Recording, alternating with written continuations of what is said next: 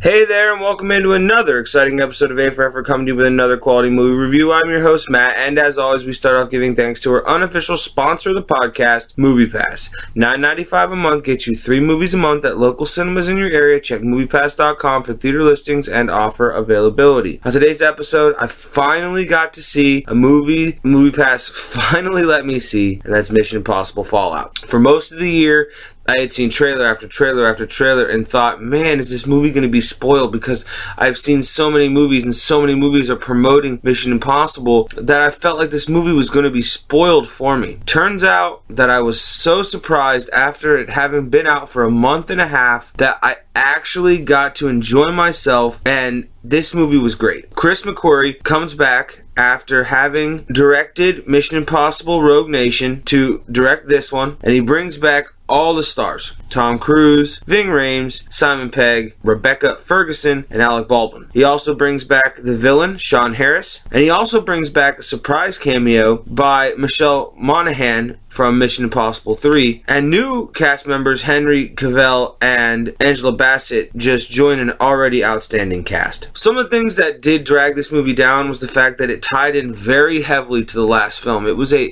think the first time in any of the Mission Impossible movies that it was a direct sequel to the previous film. Yes, some of the other movies do have nods and winks to some of the other films, but this one was a direct sequel to the previous film, Rogue Nation. Again, loved it. I don't have many things bad to say about it. In fact, it was a great action movie. It was one of the longest Mission Impossible movies, but it never dragged. I was invested the entire time. Tom Cruise puts together an amazing performance. Henry Cavill puts together an amazing performance. The entire cast was absolutely brilliant. There's a villain twist towards the end that, if you're paying attention, you can kind of see coming, but again, it doesn't take away from the film. There's plenty of great action sequences. One, a helo jump with Tom Cruise and Henry Cavill. There's a set piece in the middle that just ramps up and keeps going. It's like 30 to 45 minutes of just straight action. I could be exaggerating a bit, but I really believe it was close to 30 minutes worth. It starts off with a motorcycle chase, then switches to a car chase, then switches to a boat chase, and switches to an on-foot chase. I mean, it was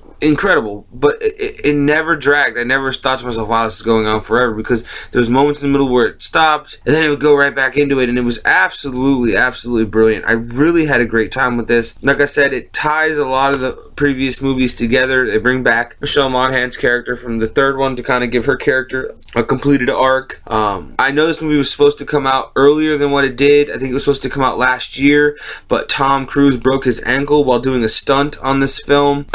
From what I think, it happened during that long 30-minute set piece. There's a scene in there where he jumps from a rooftop, and I think that's where he broke his ankle. So the movie was supposed to come out last year, and it got delayed because of the accident, but it was brilliant. Worth the wait. I had been waiting to see this movie because of MoviePass not allowing me to, and I finally got the chance to see it, and it was great. I really enjoyed myself. I had a fun time. Saw it in Cinemark XD. I had a fun time seeing it. It really was worth the wait to see it on the big screen. Like I said, the performances were outstanding. The action set pieces were outstanding. The plot, although tying to the last one, I haven't seen the last one in a long time, probably since I saw it in the theaters. I've only seen it the once, and it didn't drag along. I didn't have to go, oh wait, who is that? Oh wait, what was that? It gave you enough backstory to go, okay, you can just see number 6 and have that be the only one you see. So I did enjoy that. Like I said, Tom put in a great performance. It's one of his best performances. He has had a really nice little renaissance of late. I really do enjoy a lot of the films he's put out in the last 5 to 7 years. I wonder though to myself, is this the final Mission Impossible? Tom Cruise is in his 50s, and I think the man is just ageless, and he does a great job with the films that he does, but is this the last one? Could this be the last one? And if it was, then it definitely ended on a wonderful note. Could very well be the best Mission Impossible. I am torn that this number 4 and number 6 could quite possibly be the best too, but it's up for debate. You know, there's a great action set piece at the end. I missed this one earlier. There's a great action set piece with helicopters, and it goes on for a little bit, and it's really great. I really had a great time at the movies watching Mission Impossible Fallout, and for that it gets an A+.